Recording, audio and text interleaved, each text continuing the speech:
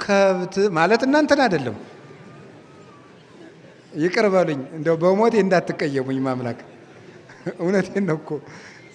ሰው እየበላ ብቻ የሚውል ሰው ከብት ነው። ፒኤችዲ ካልታሰበበት ምን ያደርጋል? ምን ያደርጋል? ሳያስቡ የኖሩ አባቶቻችን ገበሬው አይሻልም? ሰው ከዝንጀሮ መጣ እያሉ አስተማሯችሁ፣ ዝንጀሮ አረጓችሁ። በቃ እንደዚህ ነው እኮ። ሰው እኮ በዚህ በገጠሩ ጭቃ ላይ ወድቆ መጀመሪያ ሰዎች ምን እንደሚሉ ዞር ብሎ ነው የሚያየው። እግሬ ምን ሆኗል አይደለም የሚለው፣ ሰዎች ምን ይሉኛል ነው የሚለው። አይገርማችሁ? ሰውን ማማት፣ ቁርጥ ማድረግ። እንደው የዚህ ዘመንማ ደግሞ ዘመናዊ ሐሜት ነው የመጣው። እንዴት ያለ ሐሜት ነው! የቤተ ክርስቲያን አባቶችን ጭምር ቁርጥም አድርጎ የሚያማ ማለት ነው።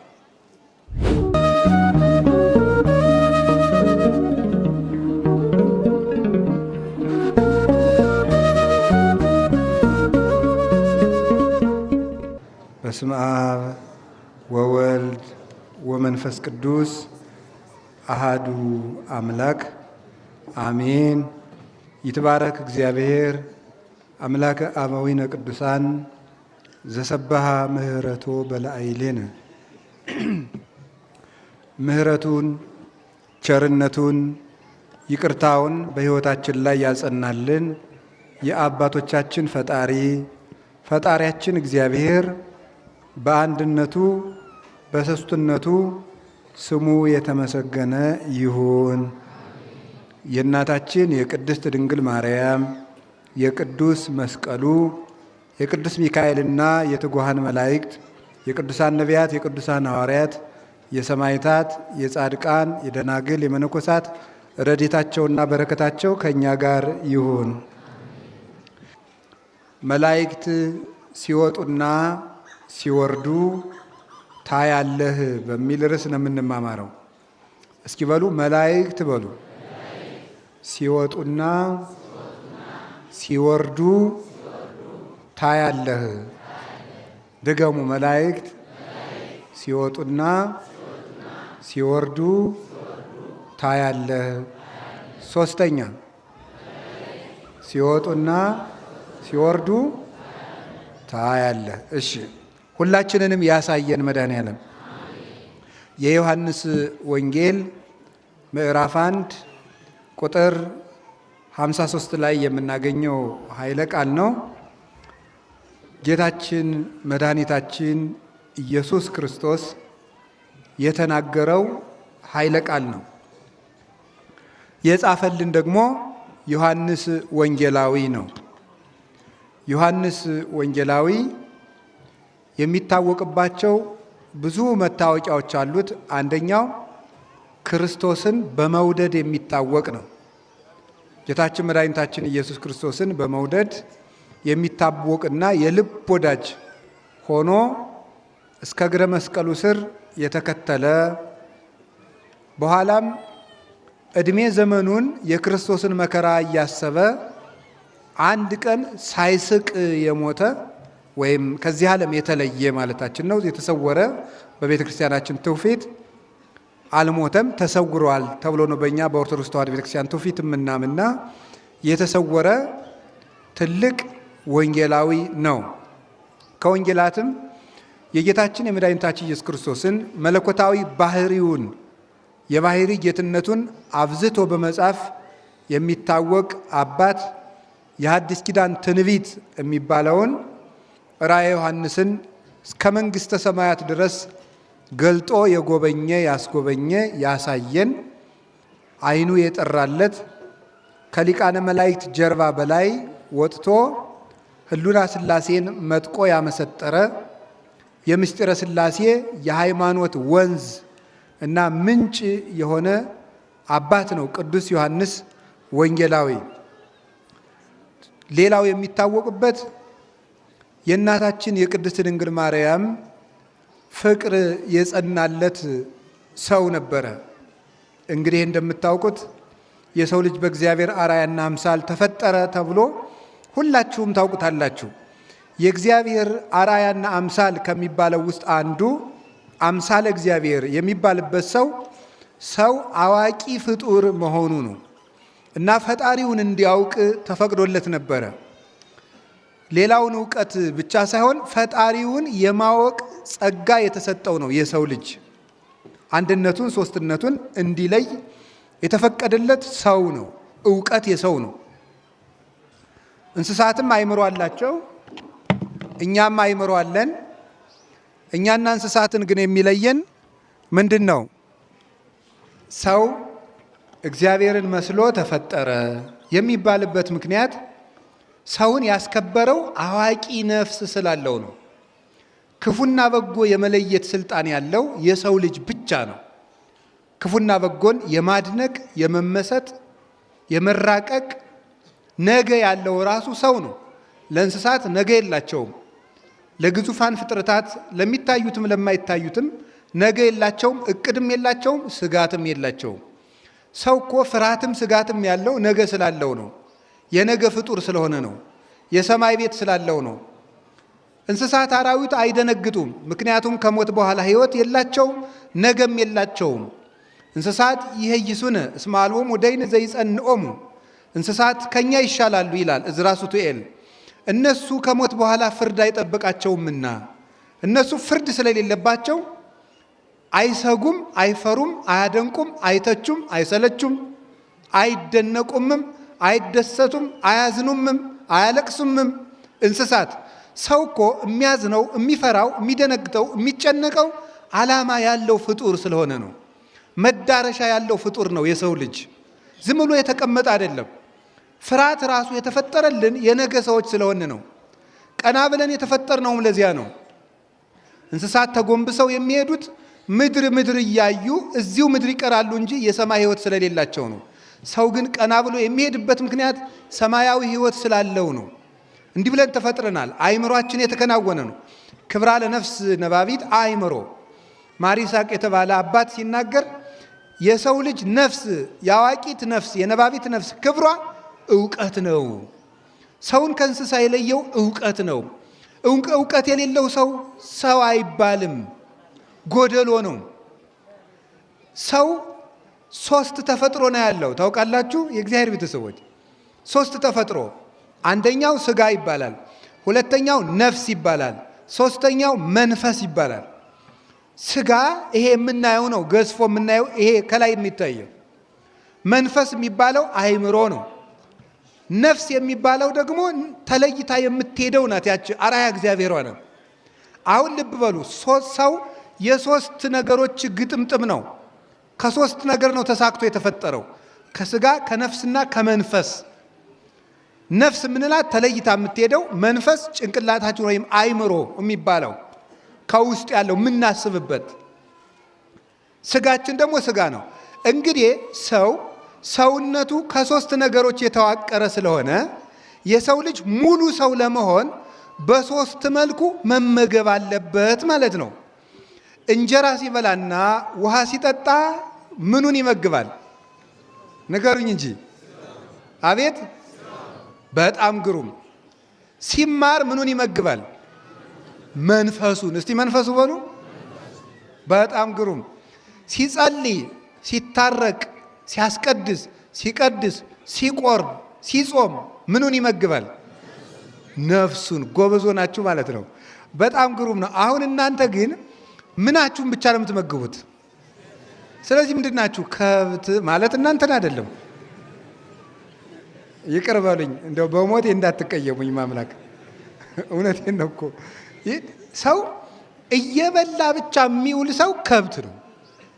እንዴ አንተ ምንድነ? እስቲ በሉ፣ ስጋ በሉ፣ መንፈስ በሉ እንጂ። እና ምንድን ለስጋችሁ ምን ትላላችሁ? እንሰራለን በሉ እንጂ። ለስጋችሁ ምን ማድረግ አለባችሁ? እሺ ለመንፈሳችን እንማራለን በሉ እንጂ። ለነፍሳችን እንጸልያለን፣ እንጾማለን፣ ንስሐ እንገባለን። ሰው ስለዚህ በቀን ሶስቱን ያላደረገ ሰው አይባልም።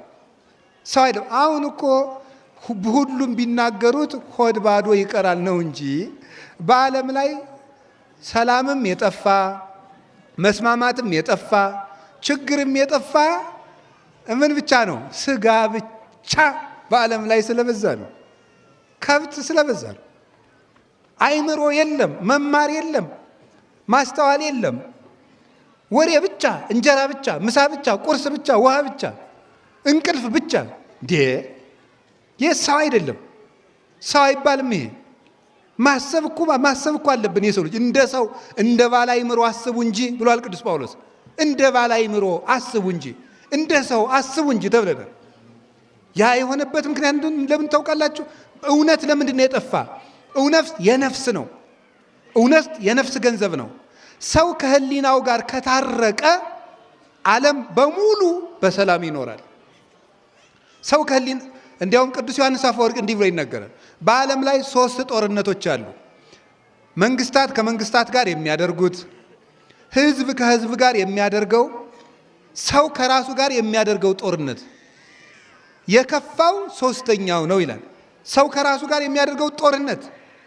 ከራሱ ጋር ያልታረቀ ሰው ዓለምን ሲበጠብጥ ይኖራል። ወደ ውስጡ የማያስብ ተምሮ የማያስብ ዲግሪ ካልታሰበበት ምን ያደርጋል? ማስተርስ ካልታሰበበት ምን ያደርጋል? ፒኤችዲ ካልታሰበበት ምን ያደርጋል? ምን ያደርጋል? ሳያስቡ የኖሩ አባቶቻችን ገበሬው አይሻልም? የኢትዮጵያ ገበሬ ሊቁ ማምላክን መቼ እንደሚዘንብ እንደሚያውቅ፣ መቼ መዝራት እንዳለበት የሚያውቅ፣ ንግግሩ ያማረ የጣፈጠ የተከናወነለት፣ ሰርግ የሚያውቅ፣ አልቅሶ መቅበር የሚያውቅ፣ ደረቱን ደቅቶ የተራበ ማጥገብ የሚያውቅበት ገበሬው አይሻልም? ተምሮ ከመደንቆር መማር ካልታሰበበት ምን ያደርጋል? እንድናስብ እኮ ነው የተማርነው። ይገርማችኋል። የዘንድሮ ትምህርት ግን እንዳናስብ እያደረገን ነው። እውነቴን እኮ ነው። ሰው ከዝንጀሮ መጣ እያሉ አስተማሯችሁ፣ ዝንጀሮ አረጓችሁ። በቃ እንደዚህ ነው እኮ። ሌላ ምን አለ ማለት ነው? ሰው ከዝንጀሮ መጣ አሏችሁ፣ ዝንጀሮ ሆናችሁ ቁጭ። ሌላ ምን? ሰው ማሰብ እንደው መድኃኒዓለም እንድናስብ ይርዳል። ትናንትን እንድናስብ፣ ነገን እንድናስብ፣ ውለታ እንድናስብ ማሰብ። አፄ ኃይለ ሥላሴ አንድ ጊዜ ዘመናዊ ትምህርት ቤት የወላጆች በዓል ተገኝተው ሰኔ ላይ ያደረጉት ንግግር በመጽሐፍ ተጽፎ አንብቤው ነበረ እና ምን ብለዋል መሰላችሁ? አፄ ኃይለ ሥላሴ የወላጆች በዓል ላይ ትምህርት ሲዘጋ ተገኝተው ምን መሰላችሁ? ልጆቼ ይሄን ያህል ዓመት የተማራችሁት እንድታስቡ ነው አሏቸው። ምን እንድትሉ ነው ያሉ? እንድታስቡ። ምን እንድታስቡ አሉ? ወላጆቻችሁን እንድታስቡ፣ መምህራቻችሁን እንድታስቡ፣ ሀገራችሁን እንድታስቡ፣ እግዚአብሔርን እንድታስቡ ነው አሉ። ይሄን እንድታስቡ ነው የተማራችሁት። መማር ለማሰብ ነው ብለው ተናግረው ነበር። በሞቴ እንዴት ሰው ቢያንስ በዚች ምድር ላይ 3 ሀሳቦች ማሰብ አይደለም። እኔ ከየት ነው የመጣሁት? ዌር ዲድ አይ ካም ፍሮም ማለት ይገባዋል። ሰው ከየት ነው የመጣሁት ማለት ይገባል። ቀጥሎስ ዋት አይ አም ዱይንግ ናው፣ አሁን ምን እያረኩ ነው ማለት አለበት። 3ኛስ ዌር አይ አም ጎይንግ፣ የት ነው የምሄደው ማለት አለበት። ይሄንን የማይጠይቅ ሰው አይባልም። እኔ ምንድን ነኝ ማለት አለበት። እኔ ነኝ፣ የት ነው የመጣሁት? ምንድን ነኝ? ከየት ተገኘው? ማንን እመስላለሁ? ሰው ምንድን ነው ማለት። ቀጥሎስ እዚህ ምን እያደረግኩ ነው? 3ኛስ በዚህ አካሄዴ እንዲያው መጨረሻ ምን ይሆን ብሎ ማሰብ አለበት። አንድ ሰው ሲያስብ ነው። አባቶቻችን እኮ ምን ይላሉ? በገዳም ሩጥ ሩጥ ሲል ሩጥ አይደለም፣ ብላ ብላ ሲል ብላ፣ ተኛ ተኛ ሲልም ተኛ፣ ሂድ ሂድ ሲል ግን ምሰሶውን ይዘር ይበል ይላል። ዝም ብሎ መባከን ማለት ማሰብ። ስለዚህ የእግዚአብሔር ቤተሰቦች እንድናስብ ዮሐንስ ወንጌላዊን የጠቀስኩላችሁ ከክርስቶስ ደረት ተጠግቶ ይቀመጥ ነበር ይላል። ማለት የሰው ልጅ የተፈጠረው የክርስቶስን ፍቅር እንዲያስብ ነው። የእግዚአብሔርን ፍቅር እንዲያስብ ነው። ለማሰቢያ ነው ልብ የተሰጠን። የመጀመሪያይቱ እናታችን ሔዋን ባደረገችው ጥፋት የሰው ልጅ ማሰቢያ የሌለው እንስሳ ሆነ። አያችሁ? መዝሙረ ዳዊት መዝሙር 48 ላይ ተጽፏል። ሰው ልብ ነበረው እንደ እንስሳ ሆነ አለ። ሔዋን ከሳተች ወዲህ የሰው ልጅ ምን ሆነ? እንደ እንስሳ። ክርስቶስ ከድንግል ማርያም የተወለደ ለምንድን ነው? ልብ ሊሰጠን ነው። ከድንግል ማርያም ተወልዶ ግን ልብ ሰጠን አለ። ስለዚህ ቅዱስ ዮሐንስ ከጌታ ደረት ተጠግቶ ይቀመጥ ነበር ማለት የክርስቶስ ልብ ነበረው። በክርስቶስ ያስብ ነበር። አንደኛ ቆሮንቶስ ምዕራፍ 2 ላይ ቅዱስ ጳውሎስ እኛ ግን የክርስቶስ ልብ አለን ይላል። የክርስቶስ ልብ አለን፣ በክርስቶስ ነው የምናስበው ማለት ነው። እና ቅዱስ ዮሐንስ ይህንን እንዲያገኝ ያደረገችው ድንግል ማርያም በጸሎቷ የእሷ ፍቅር ስለበዛለት ከመስቀሉ ስር እሷን ስለተቀበለ ነው። ከድንግል ማርያም የተጠጋ ሁሉ ልብ ያገኛል፣ ልብ ይኖረዋል፣ አይምሮ ይጨመርለታል፣ የሰማይ ምስጢር ይገለጥላታል፣ ልጇን ያያል፣ የአይኑ ሞራ ተገፎ ይወድቅለታል። እኛም ከድንግል ማርያም ተጠግተን መድኃኔዓለምን ፊቱን ለማየት ያብቃል። ስለዚህ ምን አለ ዮሐንስ ወንጌል ምዕራፍ 1 ላይ ከዚህ የሚበልጥ ታያለህ። መላእክት ሲወጡና ሲወርዱ ነገሩ እንዲህ ነው። ፊልጶስ የሚባል ሐዋርያ ነበረ። ከ12 ሐዋርያት አንዱ ነው። ጌታ መጀመሪያ ደቀ መዛሙርቱን በሚመርጥ ጊዜ ይህ ፊልጶስ የቤተ ሳይዳ ሰው ነው። ሄደና ናትናኤልን አንተ አለው ረከብናሁ ለኢየሱስ ዘይብልዎ ማሰያስ ዘጸሐፈ ሙሴ ወነቢያትኒ ተነበዩ ሎቱ። አንተ ሙሴ በኦሪት የጻፈለትን ነቢያት ትንቢት የተናገሩለትን አይሁድ የዮሴፍ ልጅ የሚሉትን የናዝሬቱን ኢየሱስን እኮ አገኘ ነው አለው። ማንን አገኘ ነው? ንገሩኝ እንጂ። አቤት እንዲሁ በሞት ያፈርሰውን ቤተ ክርስቲያን ለምን እንደምንመጣ ታውቃላችሁ? የናዝሬቱን ማንን ለማግኘት ነው? ኢየሱስን አግኝተን ለመሄድ ነው። ቤተ ክርስቲያን የምንመጣው ለዚያ ነው። ምንም የለውም ዘመዶች። ጸለይንም ጾምንም የጾሙ ዓላማ ስጋን ለመቅጣት የመብል አድማ አይደለም፣ ክርስቶስን ለማግኘት ነው። አንዳንዱ ሰው ጾሙን ይጾማል፣ እየጾመ ደግሞ ከሰው ጋር በዱላ ይገጥማል። አይገርማችሁም? ምን እያረክ ነው ሲሉት እየጾምኩ። አንዱን ጧት በጥፊ ጠርቅሞ መጥቶ በ6 ሰዓት እንጀራ ብላች ነው። አይ ሰዓት ገና ነው ይላል። ኧረ ተው እንጂ። ቅዱስ ዮሐንስ አፈወርቅ ምን ይላል?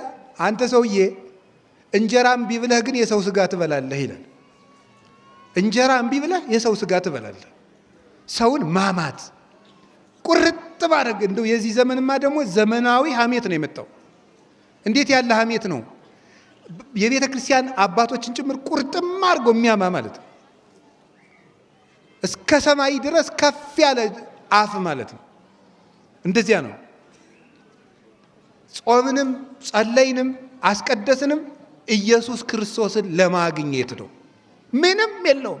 ሰው በተክሊል የሚያገባው ኢየሱስ ክርስቶስን ለማግኘት ነው። ሰው የሚመነኩሰው ኢየሱስ ክርስቶስን ለማግኘት ነው። ሰው የሚቆርበው ኢየሱስ ክርስቶስን ለማግኘት ነው። ሰው የቅዱስ ሚካኤልን በዓል የሚያከብረው ኢየሱስ ክርስቶስን ለማግኘት ነው። ቅዱስ ሚካኤል ወደ ኢየሱስ ክርስቶስ እጃችንን ስቦ ወስዶ እንዲያደርሰን ነው። አርሴማን የምናከብራት ወደ ኢየሱስ ክርስቶስ እንድታደርሰን ነው። ገብረ መንፈስ ቅዱስን የምናከብር ወደ ኢየሱስ ክርስቶስ እጃችን ስበው እንዲያደርሱን ነው። እንደ ፊልጶስ ገብረ መንፈስ ቅዱስን የምናከብራቸው እጃችን ጎትተው ከክርስቶስ እንዲያደርሱን ነው።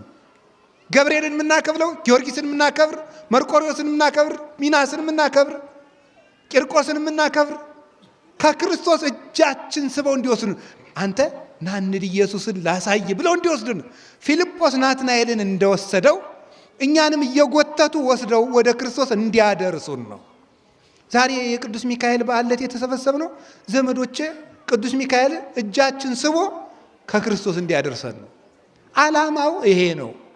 የጽድቅ መስፈርት ለማሟላት አይደለም። መንግሥተ ሰማያት ለምትባል ሀገር ወረፋ ለመያዝ አይደለም። ለመመዝገብ አይደለም። መስፈርት ለማሟላት አይደለም። የመጣ ነው ክርስቶስን ለማግኘት።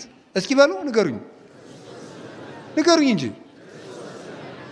አንዳንዶቻችሁ ቤተክርስቲያን መጣችሁ ሲጋራ ሲያጨስ ያያችሁትን፣ ሲሰክር ያያችሁት፣ ሲያመነዝር ያያችሁት፣ ድንገት እንደው አንድ ቀን ቤተክርስቲያን ብሎ ሲሳል ወይ ጉድ ወይ መሰንበት እንትናም ደግሞ መጣ ትላላችሁ እናቶች። እንዲሁ ምን ጨነቀ አንተ? ማን ወጣ ማን ገባ ልትል መታሃል?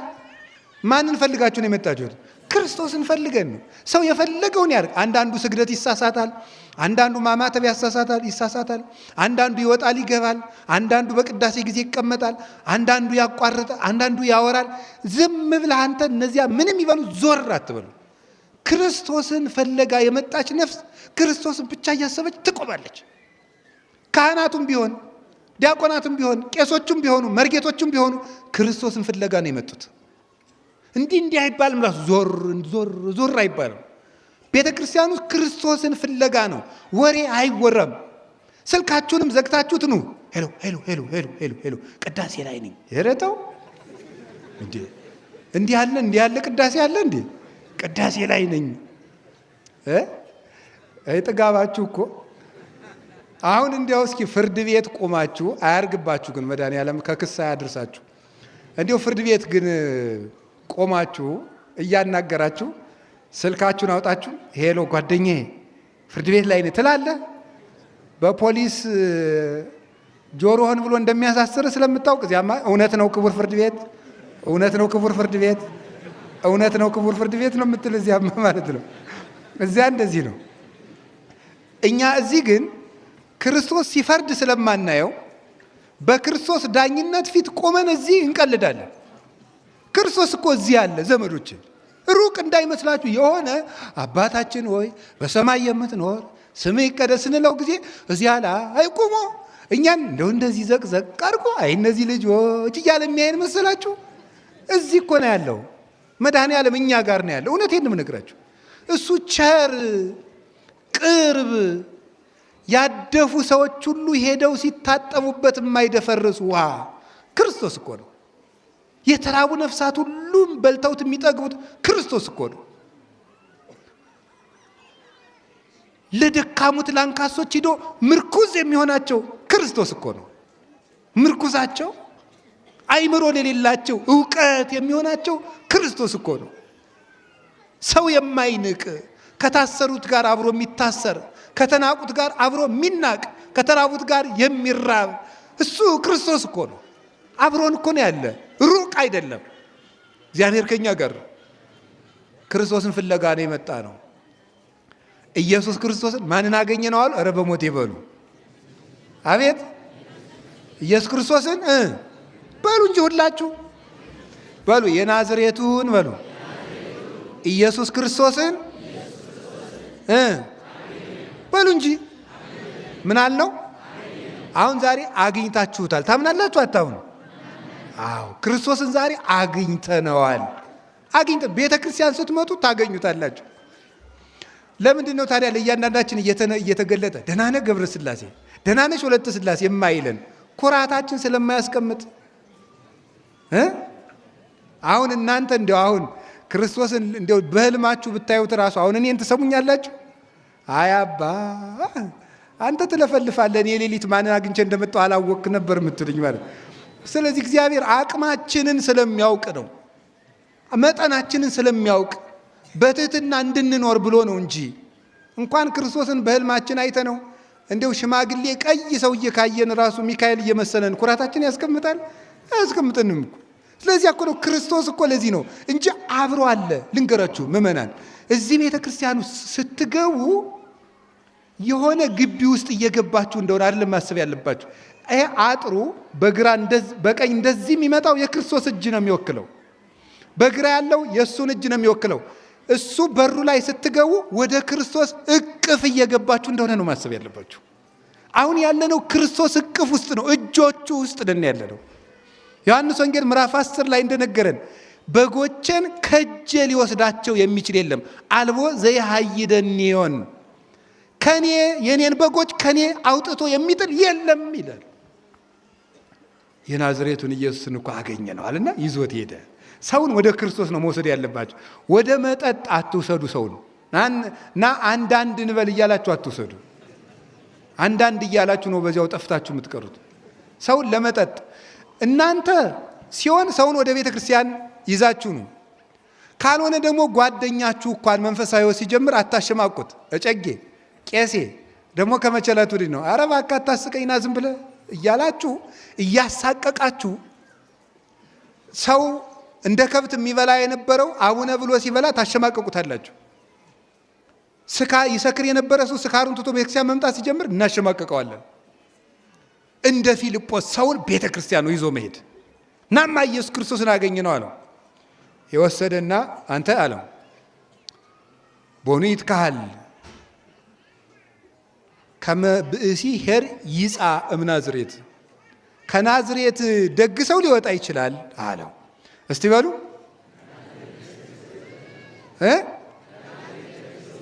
ከናዝሬት ደግ ሰው ሊወጣ ይችላል አለው። መተኸይ አለው ናትራይ። እስቲ መተኸይ በሉ። አገሪቱ የድሃ መንደር ስለሆነች ትልቅ ሰው አይወጣባትም ተብሎ ተደምድማ ነው ምስኪኒቱ። አሁን እናንተስ እንደዚህ አትሉም? ደግሞ የዚህ ሀገር ሰው ጥሩ ሰው አለ አትሉም? በአማርኛ ላምጣው አትሉም? አገር አይታችሁ ሰው አትነቁም? የተወለደበትን ሰውን ጎጃም ነው ጎንደር ነው ሸዋ ነው አትሉትም? ትላላችሁ። እንደ ናትናኤል ማለት ከናዝሬት ደግሞ ደግ ሰው ይወጣል እንዴ? የኛ ሀገር ነው እንጂ ብሎ ማለት አያችሁት? የኔ ሀገር ነው ጀግና፣ የኔ ሀገር ነው ጥሩ፣ የኔ ሀገር ነው አዋቂ፣ የኔ ሀገር ነው ለጋስ አይባልም። ሰው የእግዚአብሔር ሰው ነው። እስቲ የእግዚአብሔር ሰው በሉ ንገሩኝ እንጂ።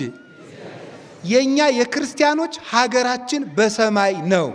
ፊልጵስዩስ ምዕራፍ 3 ቁጥር 18 ሸዋ ስለወንክ የምታገኘው መንግስተ ሰማያት የለም። ለጎንደሬ የተዘጋጀ መንግስተ ሰማያት የለም። ለጎጃሜ የተዘጋጀ መንግስተ ሰማያት የለም። ለክርስቲያን የተዘጋጀ መንግስተ ሰማያት ብቻ ነው ያለው። የእግዚአብሔር ቤተሰቦች ሀገራችን ኢትዮጵያን እንደ ኢትዮጵያነቷ ብናቆያት አንድ ሆነን ብናስብ እንድናለን። እንዲህ ግን ብንቆራረጥ ግን ተቆራርጠን እንወድቃለን። ኧረ እንዲሁ በሞት አሁን እኮ የቀረን የቤት ቁጥር ዘረኝነት ነው። የጎጡማ ሞልቶ ፈሷል። የቀረ እኔ ነው። ልንገራችሁ ክርስቲያኖች፣ ክርስቲያን ሆኖ ዘረኛ ከሚሆን ሰው ከሃዲ ሰው ይሻላል። ይሄ በጣም ከፍተኛ የሆነ ኃጢአት ነው። እኛውን ኃጢአት የሚመስለን ወይ ነፍስ መግደል ብቻ ነው ወይ ስርቆት ብቻ ነው። ዘረኝነት ግን የክርስቶስን አካሉን እየቆራረጡ የተለያየ ቦታ የማስቀመጥ ያህል ነው። ታውቃላችሁ? እስቲ አንድን ሰውዬ ወዳለሁ እያላችሁ ቀኝ እጁን ቁረጡና ሌላ ቦታ አስቀምጡት። ግራ እጁን ቁረጡና ሌላ ቦታ አስቀምጡት። አይኑን አውጡና እንዲህ ተወዱታላችሁ ይባላል። እንዲህ ብታረጉ ቤተ ክርስቲያን የክርስቶስ አካል ናት። የዚህ ሀገር ተወላጅ ስንል ማንን የምንቆራርጠው? የክርስቶስን አካል ነው። ከዚህ በላይ አይሁድስ አንድ ቀን ነው የሰቀሉት። እኛ ስንት ቀን ነው ክርስቶስን እየከፋፈል ነው ያለ? አይሁድ አንድ ቀን ብቻ ነው የሰቀሉት። እኛም ክርስቶስን እየሰቀልን ነው በመለያየት በክፋት። ይሄ ልቡናችን ካልነጻ እግዚአብሔር አይዘበትበትም። ከናዝሬት ደግ ሰው ይወጣል። እንዲሁ ከቃሉ ጋር ናችሁ። እግዚአብሔር ሁላችን ጋር ይሁን። ትዕቢታችን ካጋጠሟችሁ ገና አልበሰልክ አይደል? ናንድ ኦርቶዶክሱን ትሉታላችሁ። እንዴት ሆኖ ሲል መተኸይ በሉ። አዎ ምን ይላሉ ሊቃውንት? ምን ይላሉ?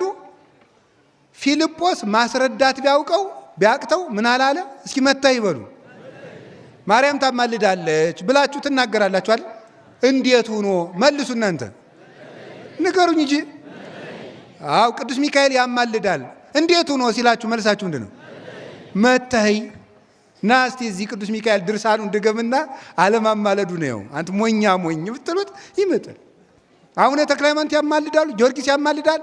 አዎ እንዴት ሆኖ ሁላችሁ አንድ ጊዜ በሉ መተኸይ እመቤቴን እኔ ራሴ ያሳያችሁ የለ ማለት እኔ አቡነ ተክለ ሃይማኖት ያደረጉልኝም ብነግራችሁ ቅዱስ ጊዮርጊስ ያደረገልኝ ብነግራችሁ እግዚአብሔር በፊቴ ቆሞ በሚፈርድብኝ በእግዚአብሔር ፊት ነው የምናገረው።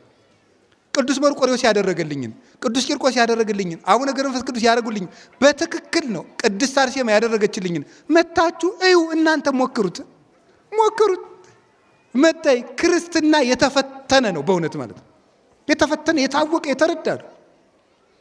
እውነቴን ነው የምነግራችሁ። ከቃሉ ጋር ናችሁ እንዴ? አሁን አንድ ሰው ነው የነገረኝ። ሌባ ከግቢው ገብቶ ጧት ከግቢው ውስጥ ቆሞ ተገኘ። ምን ሆነ ነው ያልወጣ ሲባል ሰውየው ለካ ከቤተ ክርስቲያኑ ግቢ አንድ የቅዱሳን ስዕል ሰቅሏል። እኒህ ሰውዬ አልሰደኝ ብለው ነው ያለ ሌባው ማለት ነው። አላንቀሳቀሰኝ ብሎ አሁን ድረስ ይደረጋል። ሁላችን ተፈውሰናል በቅዱሳን ጸበል። እኔ ራሴ እግሬን እጄን እያመመኝ ያየሁትን ነው። እኔ ታዲያ ምን ፈልጌ ነው እዚህ ውስጥ ተክለ ሃይማኖት ገብረ መንፈስ ቅዱስ ሚካኤል ምልን ምን ብዬ ነው እንዴው? ሌላው ብቀር እንጀራ ቸግሮኝ ነው እንዴ? ምን ብለን ነው ታዲያ እኛ ምን እዚህ ውስጥ እኔ ዓመት እስከ ዓመት ድንግል ማርያም እያልኩ የምሰብከው ምን ቸግሮን ነው? እኛ እንጀራ ቸግሮን ነው? እናንተ የምትበሉትን እንጀራ እኛ ጽፈን ደጉሰን ተናግረን አውርተን መብላት አቅቶን? እናንተ እንኳን አውርታችሁ እየበላችሁ አይደል? ምን ሆነን ነው እዚህ ውስጥ ታዲያ የምንኖረው? እዚች ቤተክርስቲያን ውስጥ የምንኖርበት ምክንያት በእርግጥ እኔ እንደ መረጃ የቤተክርስቲያንን እውቀት ስለሸመደድን ሳይሆን እግዚአብሔር ስላደረገልን ነው። መተህ በሉ ንገሩኝ። ስለዚህ በዚህ በየቲክቶኩ በየፌስቡኩ አትዳረቁ ከነሱ ጋር። ኦርቶዶክሲ ቴዎሎጂ የሚባለው ፕራክቲካል ቴዎሎጂ ነው። የኦርቶዶክስ አስተምህሮ የህይወት ትምህርት ነው። ኑረው የሚያገኙት ነው። እዚህ አንድ ጥቅስ እየሸመደድክ አትሩት። ጌታዬዋ እግዚአብሔር የሚገኘው በመኖር ነው።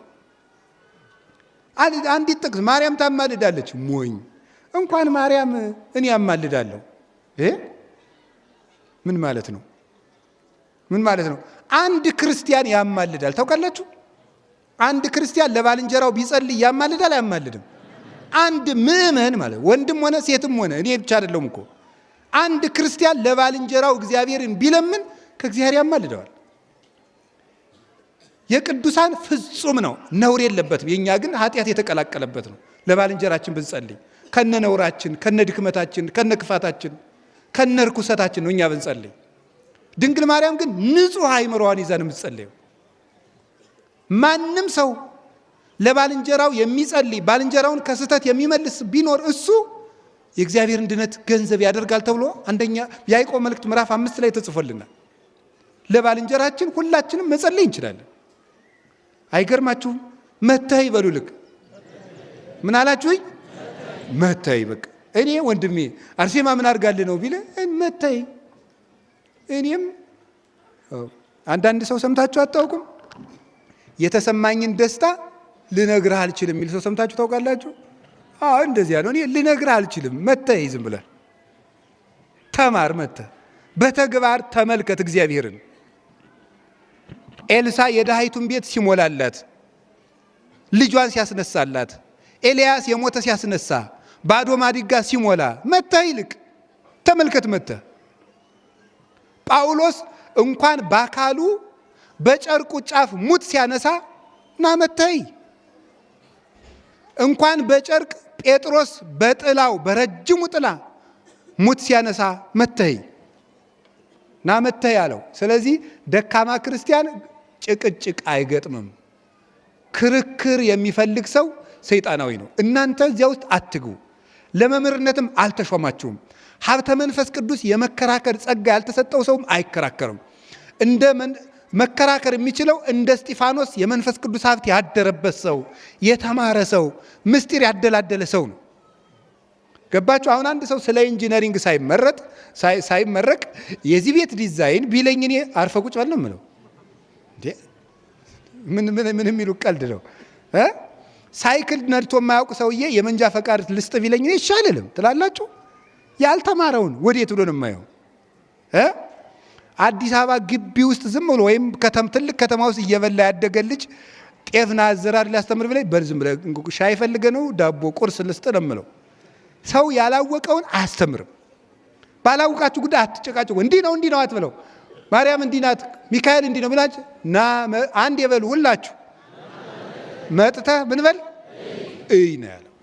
ስለ ክርስቶስም ቢሆን ሰዎች ቢናገሯችሁ እንዲህ ነው ብላችሁ ና ክርስቶስን መጥተህ እየው። ይቺ ቤተ ክርስቲያን ቅድስት ክብርት አሐቲ እንደሆነች ና ጸልየባት፣ ኪዳን አስደርሰባት፣ አስቀድሰባት፣ ቆርበህባት ና መጥተህ እይ በሉ። ሲወስደው ምን አደረገ መሰላችሁ? ከቃሉ ጋር ናችሁ? ማሳየት ከመናገር ምን ይበልጣል? እስኪ ንገሩኝ። አቤት ማሳየት። እናንተ አሁን እዚህ የተሰበሰባችሁት ሁሉ ልጆቻችሁ ጥሩ ልጆች ሆነው እንዲያድጉ ትፈልጋላችሁ? አቤት አዎ። ግን ልጆቹ የሚፈልጉት ምን እንደሆነ ታውቃላችሁ? ማየት። እስኪ ማየት በሉ። ከምታቆርቧቸው በላይ ምንድን ነው የሚፈልጉት እነሱ? ምን እነሱን ብቻ ከማቁረብ ይልቅ ምንድን ነው ማየት የሚፈልጉት? ስትቆርቡ ማየት ነው። ቆይተው ከፍ ሲሉ አባባ እማማ ግን ልጆች ብቻ የምንቆርብ ለምንድን ነው ይላሉ። ከፍ ሲሉ ማለት ነው። ከመናገር ማሳየት ነው የሚበልጠው። ልጆች እንደዚህ ነው። ስገድ ስገድ ስገድ ስገድ ስገድ ከምትለው ሰግድ አሳየው ልጁን። ከዛ ይሰግዳል አብሮ ማለት ነው። አላያችኋቸው? ልጆች የሚያደርጉትን ነው የሚያውቁ። እንደውም አንድ መጽሐፍ እየተመለከትኩ ነበረ። በተለይ ልጆች ከ2 ዓመታቸው ጀምሮ እስከ 7 ዓመት ድረስ የዘመናቸውን ሐሳብ ሁሉ የሚጥሉበት ጊዜ ነው። አሁን የ2 ዓመት ልጅ ዝም ብሎ ቀዥቃዣ ስለሆነ የማይሰማ ነው የሚመስላችሁ። ሁሉን ነገር ነው የሚሰሙት። ሁሉን ነገር እዚያ ላይ ካበላሻችኋቸው እዚያ በኋላ እንደተበላሹ ነው የሚቀሩት። ልፋት ይጠይቃሉ። 2 ዓመት ጀምሮ ጥንቃቄ የምታደርጓቸው ነገር የማይሰሙ ይመስሏችኋል፣ ይሰማሉ። የማያዩ ይመስሏችኋል፣ ያያሉ። እየቃዡ ሁሉ ነው የሚያዩት ልጆቹ። የዚያ ጊዜ ማሳየት ወስዶ ክርስቶስን አሳየው። ከዚያ በኋላ ናትናኤልን ጌታ ሲያየው ምን አለ መሰላችሁ? ነዋ ዘበአማን እስራኤላዊ ዘአልቦ ጽልሁት ውስተ ልቡ፣ በልቡናው ክዳት ሽንገላ የሌለበት እውነተኛው እስራኤላዊ ገና አሁን መጣ አለ ጌታ። እውነተኛው እስራኤላዊ ገና አሁን መጣ። እሱ ክርስቶስን ለማየት ከመምጣቱ በፊት ክርስቶስ ግን እሱን እያየው ነበር። ከዚያ በኋላ ናትናኤል እውነተኛ እስራኤላዊ በልቡናው ሽንገላ የሌለበት። ሽንገላ የሌላባቸው ሰዎች እግዚአብሔር ነው ያሉ።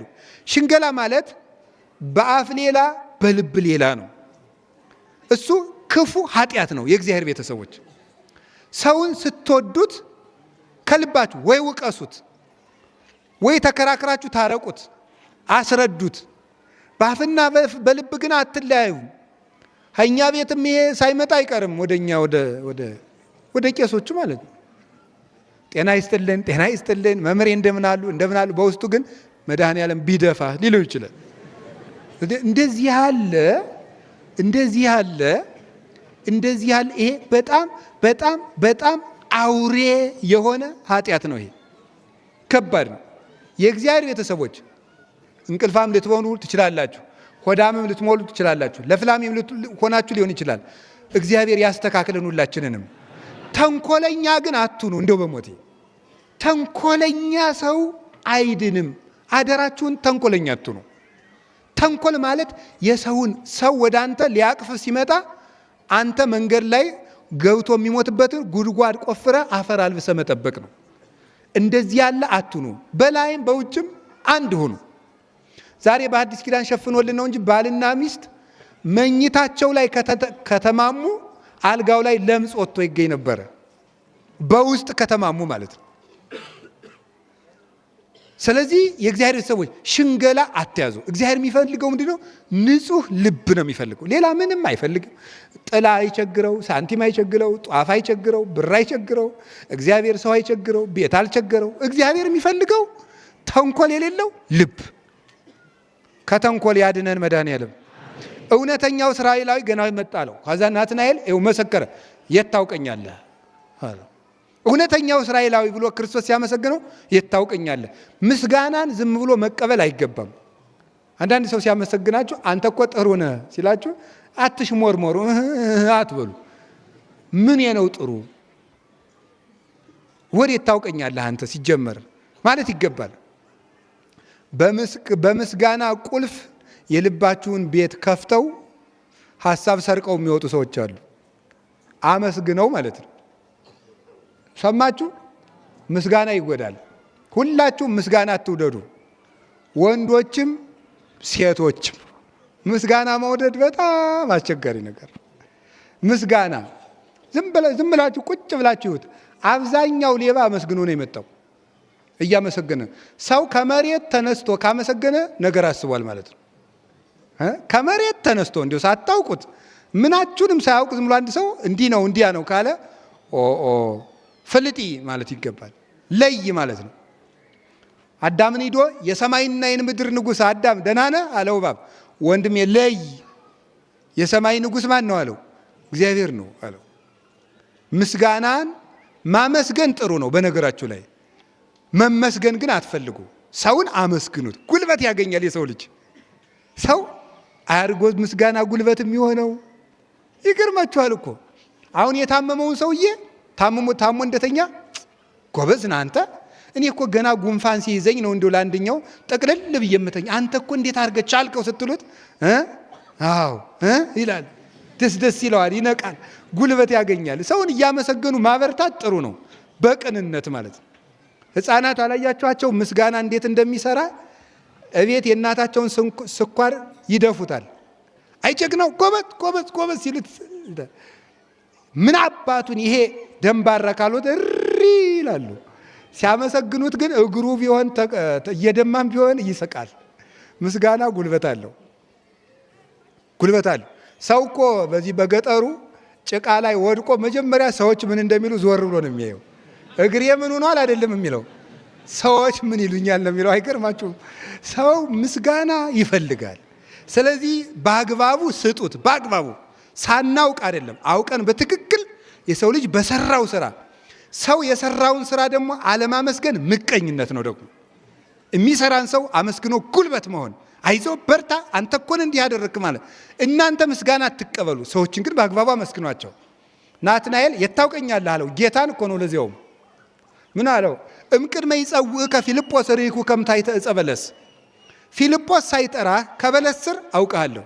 እስቲ ከበለስ ስር እያየሁ ነበር በሉ። ከምን ስር? ከበለስ ስር። በአጭር ቃል አንዷን ትርጉም ብቻ ነው የምንገራችሁ። በለስ የተባለ ኃጢአት ነው። በለስ ቅጠሉ ሰፋፊ ነው። ኃጢአት ተንሰራፍታብህ አይቻለሁ እያለው ነው። ሁለተኛስ በለስ ለጊዜው ሲበሉት ምን ይላል? ይጣፍጣል። ቆይቶ ግን ይኮመድዳል ወይም ይሆመጥጣል። ኃጢአትም ለጊዜው ሲሰሯት ምን ትላለች? ደስ ሰርተዋ ሲጨርሱ በጸጸት ትገርፋለች። ከበለስ ስር አይሃለው የሚለው አያርጎ ደስ የሚለው የእግዚአብሔር ቤተሰቦች፣ ከበለስ ስር አይሃለው ማለት ምን እንደሆነ ታውቃላችሁ? ኃጢአት ሰፍኖብን እያለ ራሱ ክርስቶስ ምን ይለናል? ሲያየናል በሉ፣ ሲያየናል በሉ እንጂ መቼ ነው የሚመጣልኝ ልጄ ብሎ፣ ልጆቼ መቼ ነው የሚመጡልኝ ብሎ ኃጢአት ውስጥ ሆነን እንኳን በምህረት ነው የሚያየን። ኃጢአት ውስጥ እያለንም በምህረት የሚያየን እግዚአብሔር ነው። ኃጢአታችሁን ያወቀለት አይኑን አንዱ ቅንድሙን ወደ ላይ አንዱ ቅንድሙን ወደ ታች አድርጎ የሚያይ ሰው ነው። ሰው ኃጢአታችንን ሲያውቅ ንቆ ያየናል። እግዚአብሔር ግን ኃጢአታችን ውስጥንም በምህረት ያየናል። በምህረት የሚያየን እሱ ነው። አሁንም ድረስ እግዚአብሔር ሊፈርድብን ሳይሆን ሊምረን የሚቸኩለው። እዚያ ምን አለው? አባማን ወልደ እግዚአብሔር ወንጉሠ እስራኤል አንተ በእውነት የእስራኤል ንጉሥ ነህ አለው። የማን ንጉሥ? ከዛ ጌታ ምን አለው? ፊልጶስ እኔ ከበለስ ስር አውቃለሁ ስላልከኝ ነው ስላልኩህ ነው የእስራኤል ንጉሥ ያልከኝ አለው። አማን እብለክሙ እምይእዜሰ ዘየዐቢ እምዝ ትርእዩ እንዘ ይትረኃዋ ሰማያት ወመላእክተ እግዚአብሔር ይዐርጉ ወይወርዱ ሀበ እጓለ እመሕያው። እውነት እላችኋለሁ አሁን ግን ከዚህ የሚበልጥ ታያለህ። አንተ የእስራኤል ንጉሥ ነው ብለኸኛል። ነገር ግን መላእክት ወደ ሰው ልጅ ሲወጡና ሲወርዱ ከዚህ የሚበልጥ ታያለህ። የሰማይ መስኮት ሲከፈት መላእክት ሲወጡና ሲወርዱ ታያለህ አለው። ርዕሳችን ላይ ደረስን። የእስራኤል ንጉሥ ነህ ቢለው የለም ከንጉሥ በላይ የሚሆን ነገር ታያለህ አለው። አንተ የእስራኤል ንጉሥ ነህ ቢለው ከዚህ የሚበልጥ ታያለህ አለው። ምን ማለት ይመስላችኋል? ክርስቶስን የእስራኤል ንጉሥ ሲለው ከዚህ የሚበልጥ ታያለህ ሲለው የለም እኔ የእስራኤል ንጉሥ ብቻ አይደለውም። የማን ንጉሥ ነኝ ማለቱ ነው? የመላእክትም ጭምር ንጉሥ ነኝ ማለቱ ነበረ። ከዚህ የሚበልጥ ታያለ። አንተ የእስራኤል ንጉሥ ብለህ ነው የምታውቀኝ፣ ነገር ግን እኔ የመላእክት ሁሉ ንጉሥ ነኝ። ማን? ክርስቶስ የመላእክት ሁሉ ንጉሣቸው ነው። ሰው የሆነው አምላክ የመላእክት ንጉሥ ነው። እስኪ አንድ ጥያቄ ልጠይቃችሁ። መላእክት ወደ ሰው ልጅ ሲወጡና ሲወርዱ ታያለህ። አንድ ጊዜ ይህን ቃል በሉት። መላእክት ወደ ሰው ልጅ ሲወጡና ሲወርዱ ታያለህ። ምን ሲሉ? ወደ ማን? ወደ ማን? ወደ ሰው ልጅ። ጆሮአችሁ መስማት አለበት። እሺ፣ መላእክት ወደ ሰው ልጅ ሲወጡና ሲወርዱ ማን? መላእክት ወደ ማን? አቤት፣ ጥሩ። አሁን እዚህ ውስጥ የሰው ልጅ የሚለው ጌታ ማንን ነው? ራሱን። እስቲ ራሱን በሉ። ክርስቶስ ራሱን የማን ልጅ እያለ ይጠራል? ጥሩ። ስለዚህ መላእክት ወዴት ነው ሲወጡና ሲወርዱ? አቤት። እንግዲህ ትምህርቷ ትንሽ ጠጠር ልትል ስለሆነ ነው። 5 ደቂቃ ነው የምትጠጠረው። አይዟችሁ። ወደ ሰው ልጅ ሲወጡና ሲወርዱ። የሰው ልጅ ያለው ጌታ ማንን ነው? አቤት። ምክንያቱም ራሱን ሁልጊዜ ጌታ ማን እያለ ያስተምረዋል? የሰው ልጅ። ከማን ስለተወለደ? አንድ ሀሳብ ልንገራችሁ። አሁን ገሊ አንድ ሰው መጥቶ እኔ የሰው ልጅ ነኝ ቢል እና ማን ምንድነው ብሏል አትሉትም? ለምሳሌ እኔ መጥቼ እኔ እኮ የሰው ልጅ ነኝ፣ አባቴ ሰው ነው፣ እናቴም ሰው ናቸው ብላችሁ እንዴ ማን የጥጃ ልጅ ነህ አትሉኝም? እናንተ ቢሆን እንዴ አትሉም ትላላችሁ። ሰው የሰው ልጅ ነኝ ቢል ይደነቃል አይደነቅም? አቤት። ክርስቶስ ግን የሰው ልጅ የሚለው ታዲያ ለምንድን ነው?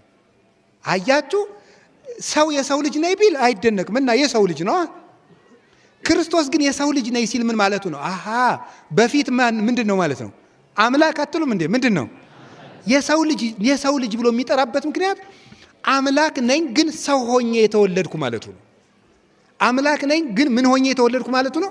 ሰው ሆኜ የተወለድኩ ማለቱ ነው። አሁን ልብ በሉ፣ ጌታችን ኢየሱስ ክርስቶስ ይህንን ሲናገር የት ውስጥ ነው? ገሊላ ውስጥ ነው። ኢየሩሳሌም ውስጥ፣ እስራኤል ውስጥ ነው።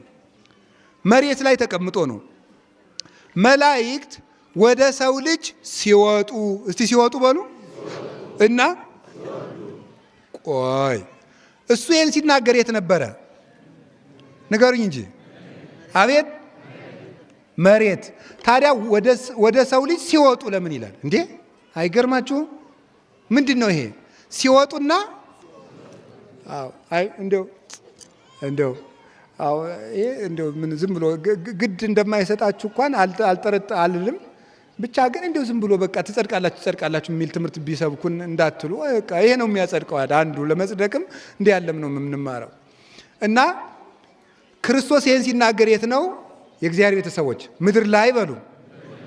ምድር ላይ ከሆነ ወደ ምድር ሲወርዱ ነው መባል ያለበት፣ ሲወጡና ሲወርዱ።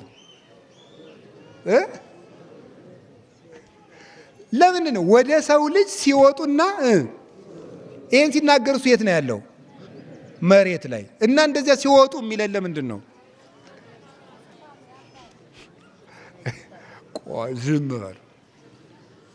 ይሄን እኔ ነኝ የምነግራችሁ፣ አታውቁትም። እሺ ምን ማለት መሰላችሁ? ቃል ስጋ ሆነ በሉ ማለት ማን? አምላክ ከሰማይ ወርዶ ምን ሆነ? ሰው ደግሞ ወይም ከድንግል ማርያም ቃል የለበሰው ስጋ ደግሞ ከአምላክ ጋር ሲዋሃድ ምን ሆነ? አምላክ ሆነ በሉ እንጂ። ለምሳሌ ሁላችሁ ብረቱን እሳት ውስጥ ስትከቱት ምን ይሆናል? አቤት፣ እሳት አይሆንም? ይሆናል። እሳት አይሆንም? በጣም ጥሩ። እሳቱ ደግሞ በብረቱ ልክ አይሆንም? ለምሳሌ ጠፍጣፋ ብረት ከሆነ ጠፍጣፋ እሳት ነው አይደል የሚታያችሁ? ከጋለ ማለት ነው። እሳቱ በምኑ ልክ ይሆናል? አቤት። እሺ ብረቱ ደግሞ ምን ይሆናል? እሳቱ ነው፣ ያቃጥላል አይደለም? በጣም ግሩም ነው። ስለዚህ እሳት የተባለ ማን ነው? ቃል። እስቲ ቃል በሉ። ወይም አምላክ ማለት ነው። አምላክ ምን ሆነ? እሳት ነው። እስቲ እሳት በሉ። እሱ ይኸውላችሁ እሳቱ በብረቱ ልክ ሆነ ማለት አምላክ የሰውን ቁመት ይዞ ምን አለ ነው ተገለጠ በምድር ላይ። የሰውን ቁመት ይዞ ተገለጠ። የድንግል ማርያም ልጇ ሆኖ መጣ። በጣም ግሩም ነው።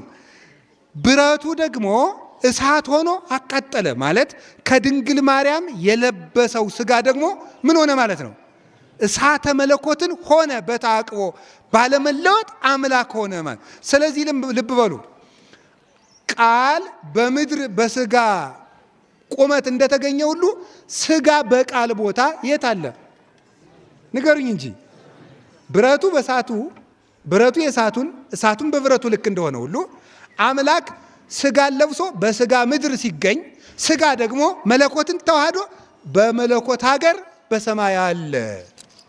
ክርስቶስ ምድር ላይ እንደቆመ የት አለ ማለት ነው? ስለዚህ ሰማይ ላይ አለ ማለት ነው። የምናመልከው ኢየሱስ ክርስቶስ ይህ ነው። ተዋህዶ ይሏቸዋል። ይሄ ነው ሃይማኖታችን። ምንድን ነው? ኦርቶዶክስ ተዋህዶ በሉ እንጂ። ኦርቶዶክስ ተዋህዶ ማለት ይሄ ነው። ክርስቶስ አጭር ቁመት ይዞ እዚህ ታየዋለች። 3 ክንድ ከስንዝር ቁመቱ ነው። ሰማየ ሰማያትን ደግሞ አልፎ ሱራፌል፣ ኪሩቤል፣ መላእክት ወደሱ እየወጡ ቅዱስ ቅዱስ ቅዱስ እግዚአብሔር እያሉ እንደ ሻሽ ሲነጠፉለት ይታያል። በምድር ላይ ደግሞ በአጭር ቁመት ይታያል። ተመልከቱ። እንዘሃሎ በመዝራዕተ እሙ፣ በእናቱ ታቅፍ እቅፍ ሳለ ድንግል ማርያም እንደ ሕፃን ታቅፈው ሳለ ለሊሁ ይጽያን በመትከፈ ነፋሳት፣ እሱ በነፋሳት ክንፍ ተጭኖ ይበራል፣ በኪሩቤል ይመሰገናል። ወደ ሰው ልጅ ሲወጡና ሲወርዱ በምድር ስጋ ለብሶ ስለታየ ወደ ምድር ሊያገለግሉት ይመጣሉ። ሲወጡ ከመንበሩ ስር ሂደው ለመስገድ ይወጣሉ። ክርስቶስን ስጋ ለብሶ ብታየው ተራ ሰው አይምሰልህ። መላእክት ወደ ላይ ወጥተው የሚገዙለት፣ ወደ ምድር መጥተውም የሚያገለግሉት፣ በምድርና በሰማይ የመላ በተዋሕዶ የተገለጠ እሱ እውነተኛው ንጉሳችን መድኃኒታችን ኢየሱስ ክርስቶስ ይህ ነው። ይህንን የናዝሬቱን ኢየሱስ ክርስቶስ አገኘ ነው ያለው። ለዚህ ነው። ከቃሉ ጋር ናችሁ? ከቃሉ ጋር ናችሁ? እንግዲህ መታህ ብሎት ነበር። እስቲ መታህ በሉ። አቤት! በጣም ጥሩ። ከናዝሬት ደግ ሰው ይወጣል? መልሱ፣ ንገሩኝ እንጂ። እሺ፣ ኢየሱስ ክርስቶስ ሲመጣ ናትናኤል ምን አለው? መታህ ተብሎ ተጠራ። መጣና ክርስቶስን አየው። አንተ ንጉሥ ነህ አለው። የለም የለም፣ መታህ ብሎ ጠርቶት አልነበረም? አንተ በንጉሥ ትደነቃለህ፣ ከንጉሥ በላይ ሆኜ ታየኛለህ አለው። ከንጉሥ በላይ ዳዊት ንጉሥ ነው፣ ሞቷል። ሰሎሞን ንጉሥ ነው፣ ሞቷል። ሳኦል ንጉሥ ነው፣ ሞቷል። የዚህ ዓለም ኃጢአተኞችስ ብዙ ናቸው። ናቡከደነጾር ሞቷል። ፈርዖን ሞቷል። ደጋግ ነገሥታት ሁሉ ሞተዋል። ሞትን ግን ድል ማድረግ የቻለ የለም። ክርስቶስ ግን ሞቷል፣ ግን ሞትን ድል አድርጎ ተነስቷል። ከንጉሥ በላይ ሆኜ ታየኛለህ። እኔ ንጉሥ ብቻ አይደለሁም፣ የሕይወት ጌታ፣ የመላእክት ሁሉ ገዢ፣ የሰማይና የምድር ፈጣሪ ነኝ አለ። ነገሥታት የማያደርጉትን ሕይወት የሚሰጠን ኢየሱስ ክርስቶስ ነው። ስለዚህ ይህን ነበር የገለጠለት። ከቃሉ ጋር ናችሁ? ከዚያ መች አየው ታዲያ? መታህ አለው። መላእክት ሲወጡና ሲወርዱ ያለው አሁን አላየም። መች አየ? ጌታ ከጥምቀት ሲመለስ መላእክት ሲያገለግሉት የማቴዎስ ወንጌል ምዕራፍ 4 ላይ እንደተጻፈ ከመስቀሉ ስር በዕለተ ዓርብ ለአንተ ኃይል ይገባል፣ ለከ ኃይል ለከ ጽን ለከ ስብሐት እያሉ ሲሰግዱለት፣ ሲያርግ ደግሞ የሐዋርያት ሥራ ምዕራፍ 1 ላይ ቀና ብለው እያዩ ጌታ ሲያርግ 2 መላእክት መጡና ይሄ የናዝሬቱ ኢየሱስ እንዲህ ሲያርግ እንዳያችሁት ተመልሶ ይመጣ ብለው መላእክት ሲወርዱ መልሰው ከሱ ጋር ተከትለው ወደ ሰማይ ሲያርጉ አየ። የሰማይ ደጅ ተከፈተ። ሃይማኖት የተመኙትን ያሳያል። ይዘገያል እንጂ ሳናየው አንቀርም። በጎ ነገር እናያለን። ግን አንድ ነገር ንገራችሁ። ከተማ ያያችሁ አይታችኋል። ጥሩ ሀገር ያያችሁ፣ አሜሪካን ያያችሁ፣ ቻይናን ያያችሁ፣ ዱባይ ሄዳችሁ የተዝናናችሁ፣ ሲንጋፖርን ያያችሁ፣ አውሮፓም የሄዳችሁ፣ መካከለኛው ምስራቅም የሄዳችሁ፣ አውስትራሊያም የሄዳችሁ፣ እዚህ ሀገርም ጥሩ ጥሩ ሆቴል የተዝናናችሁ፣ አይ እንዲህ ያለው ሀገር አየሁት እኮ እምትሉ ሁሉ የለም ከዚህ ብታምኑ ግን ከዚህ የሚበልጥ ታያላችሁ። እነማንን? መላእክትን። እናንተ የሆነ ዘፋኝ አየን ብላችሁ ትደነቃላችሁ።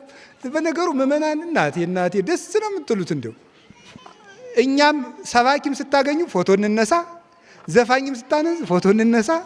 ጎበዞች እንደው እናቴ እንደው ሁሉም ላይ ነው የምትነሱት እናንተ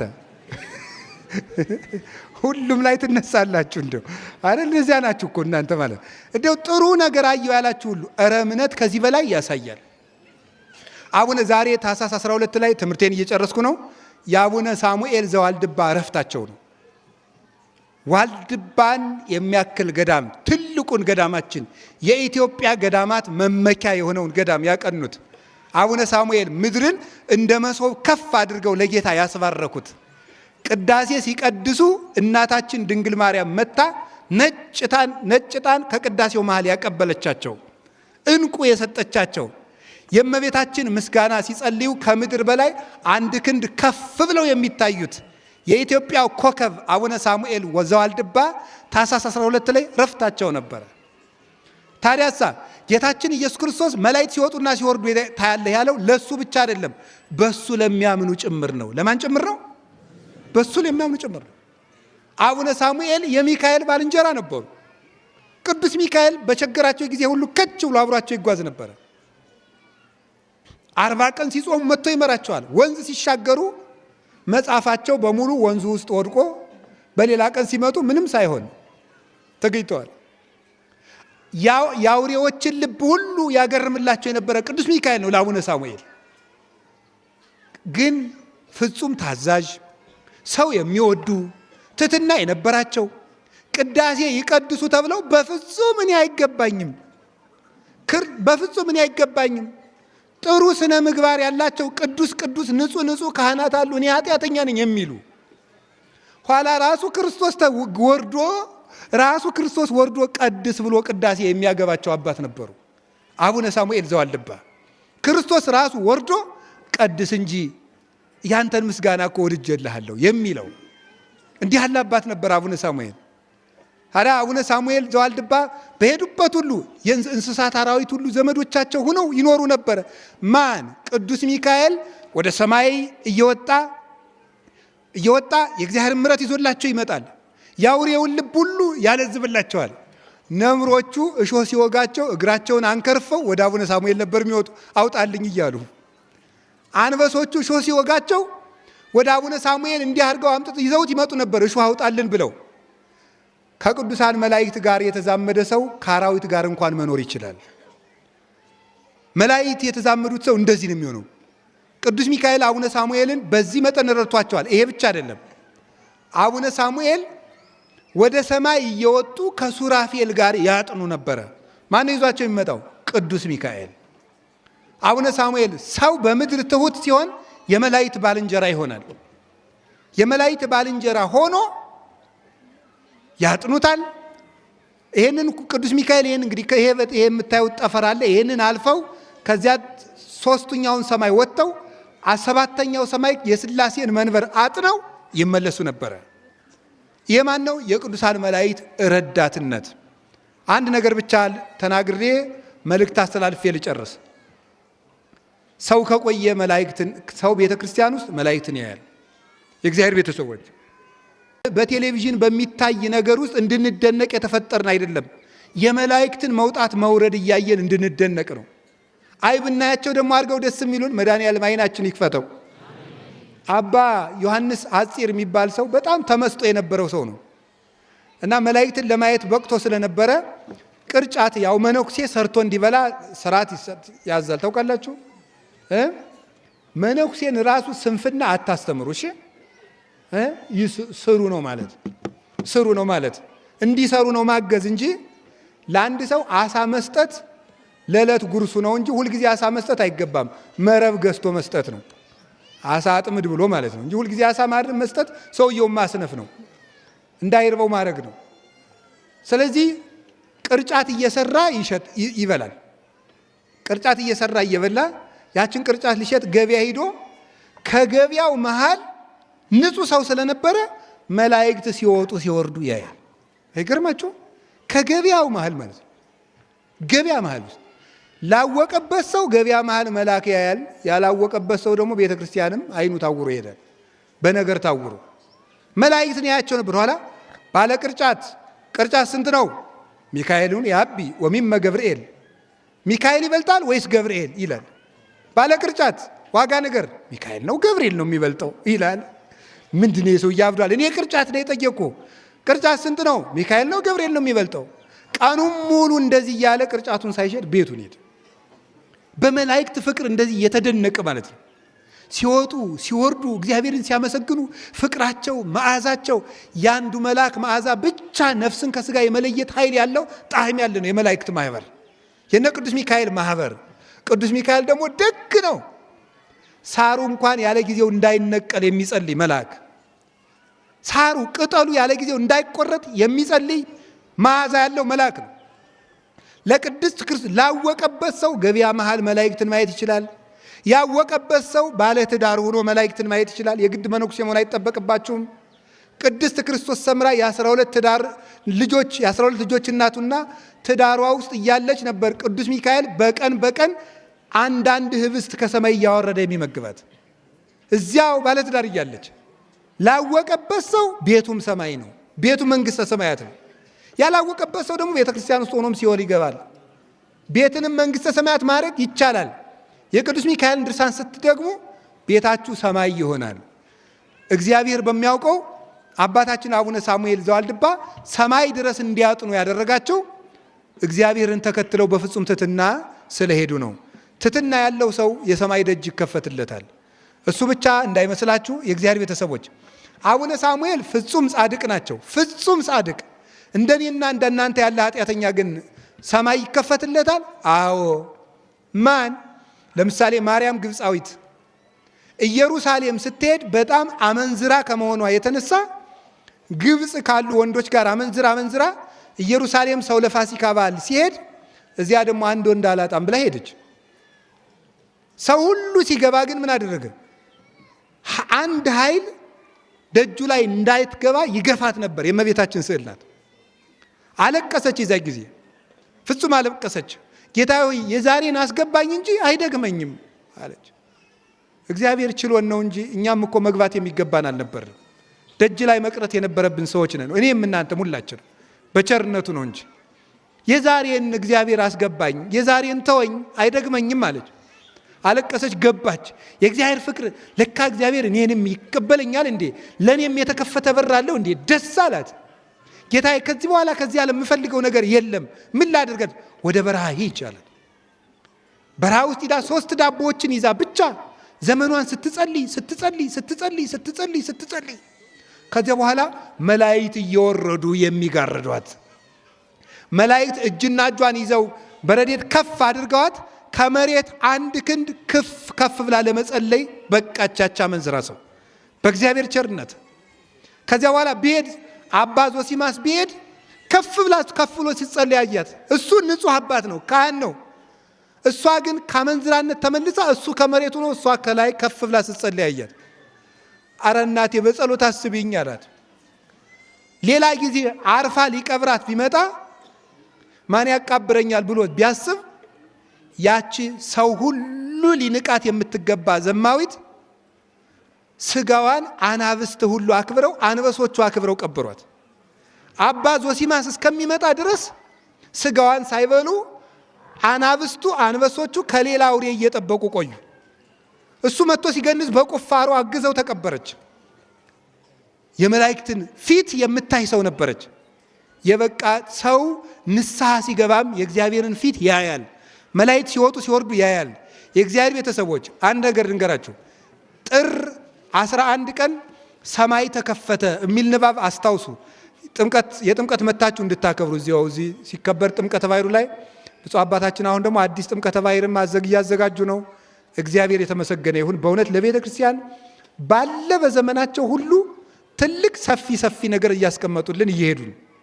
ዘመናቸውን ደግሞ ከዚህ የበለጠ እንዲሰሩ ያርዝምልን። ስለዚህ አሁን አዲስ ጥምቀተ ባሕርም አለ። እሱም ካላለቀ ከቀድሞም ቢሆን ሲነበብ ስሙ። ሰማይ ተከፈተ እስኪ በሉ ሁላችሁ። ሰማይ ተከፈተ የሚለው የመንፈስ ቅዱስም ወረደ በጌታ ራስ ላይም ተቀመጠ የሚለው ያ ሰማይ ምንድን ነው የሚለው ሊቃውንት ሲተረጉሙት ክርስቶስ ለኃጢአተኞች የከፈተው የምህረት በር። እስቲ የምህረት በር በሉ። ሁላችን እንድንገባበት የሰጠን የንስሐ በር ነው። ሰማይ ሲከፈት ታያለህ ያለው አሁን ለእናንተም ተከፍቷል፣ ለእኔም ተከፍቷል። ጌታ ሲመጣ ግን ይዘጋል። ሳይዘጋብን በተከፈተው በር እንግባ። የእግዚአብሔር ቤተሰቦች እኛም በተከፈተው በር ገብተን ቅዱሳን መላእክትንና የመድኃኔዓለም ፊት ለማየት ያብቃል። መልእክት ላስተላልፍ። እግዚአብሔር በሚያውቀው ቤተ ክርስቲያን መላእክትን የምናይባት ቤት ናት። የሚገርማችሁ ለአንዲት ቤተ ክርስቲያን የሚመደቡ 9 ጠባቂ መላእክት አሉ። ዙሪያውን ከሚያመሰግኑት ሌላ በጠባቂነት የሚሾሙ ናቸው። አንዱ ያለው መቅደስ ውስጥ ነው። 2 ያሉት የት ነው? ቅድስት ውስጥ ነው። 2 ያሉት ቅኔ ማህሌት ነው። 2 ያሉት እዚህ ላይ ነው ያሉት። እዚህ ያሉ 2 ያሉት እሱ በሩ ላይ ነው ያሉት። በሩ ላይ ስትገቡ ማለት ነው። እነዚህ ድሃ ተበደልኩ ተገፋው ብሎ ሲያለቅስ እዚያ በሩ ላይ ሲያለቅስ 2ቱ ልቅሶውን ተቀብለው እዚህ ላሉት ያደርሳሉ። እነዚህ ደግሞ ተቀብለው ቅኔ ማህሌት ያደርሱታል። ቅኔ ማህሌት ያሉት ደግሞ ቅድስት ላሉት እገሌ በደል ደርሶበታል ብሎ ያደርሳሉ። እነዚያ ደግሞ መቅደስ ላለው ለአንዱ መልአክ ያደርሳል። መቅደስ ያለው ለቅዱስ ሚካኤል ይነግረዋል። መልአከ ምክሩ ለልዑል ስለሆነ ቅዱስ ሚካኤል ደግሞ ለመድኃኔዓለም ይነግረዋል። መድኃኔዓለም ደግሞ ምሕረቱን ለማን ይሰጠዋል? ለቅዱስ ሚካኤል በሉ እንጂ። ቅዱስ ሚካኤል ለማን ይሰጠዋል? መቅደስ ላለው። መቅደስ ያለው የት ላሉት ይሰጣቸዋል? ቅድስት ላሉት። ቅድስት ላሉት ለማን ይሰጣሉ? ቅኔ ማህሌት ላሉት የት ላሉት ይሰጣሉ? እዚህ ዝንባው ላይ ላሉት። እዚህ ያሉት የት ላሉት ይሰጣሉ? በር ላይ ላሉት። በር ላይ ያሉት ለማን ይሰጡታል? ለሀገር ምሕረት ያወርዳሉ። እዚህ ቤተ ክርስቲያን ውስጥ መላእክት አሉ። ስለዚህ ቤተ ክርስቲያንን መስራት፣ ቤተ ክርስቲያንን ያነጻችሁ፣ የለፋችሁ፣ ያገለግላችሁ፣ ውሃ ያጠጣችሁ፣ ሲሚንቶ ያመጣችሁ፣ ጠጠር ያቀበላችሁ እናንተ ሁሉ የመላእክትን መውጣት መውረድ ታያላችሁ። ከቃሉ ጋር ናችሁ። እግዚአብሔር ከሁላችን ጋር ይሁን። ቤተ ክርስቲያን ውስጥ የማንን ፊት እናያለን? የመላእክት። ቤተ ክርስቲያን የሚሰራ ሁሉ የመላእክት ማህበርተኛ ይሆናል። ማስተላለፍ የፈለግኩት ለዚህ ነው። ብፁዕ አባታችን አቡነ አብርሃም የጀመሩትን የባህር ዳር ሀገረ ስብከት ጽርሐ ጽዮን ገዳም ፕሮጀክት እንድታስፈጽሙ ቤተ ክርስቲያን አንዲት መሆኗን ለማመልከት እኔ በጉባኤ ቤት የቀረጽኩት ፕሮጀክት የአቡነ አብርሃም ነው፣ የብፁዕ አቡነ አብርሃም ነው። ይህ ፕሮጀክት የእኛ ትምህርት ቤት ነው። አንዲት ስለሆነች ነው እንጂ እኔ ዛሬ አሁን በዚህ ወቅት እኔም ብር እየለመንኩ ነው። አልሰማችሁም? ጥቂት ሰምታችኋል አይደል? ሆስፒታል በጉባኤ ቤት ስም ላሰራ እኔም ብር እየለመንኩ ነው። ግን እዚህ ቁሜ ለብፁዕ አቡነ አብርሃም ላዘጋጁ ፕሮጀክት የምለምነው ቤተ ክርስቲያን ስንት ስለሆነች ነው? ንገሩኝ እንጂ እኔ እዛ ርዕሰ ገዳማት ወአድባራት ጣና ቅዱስ ቂርቆስ ብቀመጥ ለተልእኮ ቤተ ክርስቲያን እዚያ ስላስቀመጠች ነው እንጂ ይቺ እዚያም እንኳን ኢትዮጵያ ውስጥ ያለው የተለያየ ቦታ የግብፅ ቤተ ክርስቲያንም የአርመንም የሶሪያም የህንድም የኤርትራም የኢትዮጵያም ስንት ቤተ ክርስቲያን ነው? አንድ ቤተ ክርስቲያን። ስለዚህ አሁን የእግዚአብሔር ቤተሰቦች ሰማይ ሲከፈት በሉ፣ መላእክት ሲወጡና ሲወርዱ ታያለህ በሉ እንጂ ቤተ ክርስቲያን ማንን እናይባታለን? መላእክትን የምናይባት የተከፈተች ደጅ ናት። አንዲት ቤተ ክርስቲያን ስትሰራ በር እየተከፈተልን ነው። እዚያ ስንሄድ ከቅዱሳን መላእክት ህብረት እንጨምራለን። በዚያውም ላይ ቅዱሳት መጻሕፍት የሚነበቡበት ቤተ መጻሕፍት ያለው ወደ ቀራንዮ እንደሄድን